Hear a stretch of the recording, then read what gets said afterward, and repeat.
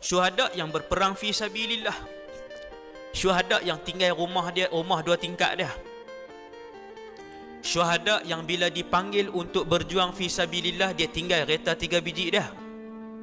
Syuhada yang ketika mana diseru untuk meninggal, untuk berjuang fi sabilillah, dia berani untuk tinggal perniagaan yang berjuta milik dia. Syuhada ialah mereka yang apabila diseru untuk berjuang fi sabilillah, mereka berani dan sanggup untuk meninggalkan anak dan isteri di rumah. Siapa sanggup? Soal hati kecil kita, kerana ruang untuk berjihad belum lagi ditutup untuk umat akhir zaman, kerana Al-Imamul Mahdi, cicit Nabi SAW yang nombor berapa kita tak tahu, tetapi dia adalah keturunan Rasulullah. Dia masih belum keluar, dan ketika mana dia keluar akan berlaku perang yang paling besar di antara orang Islam dan orang bukan Islam keseluruhannya. Syuhada tak rasa sakit hati.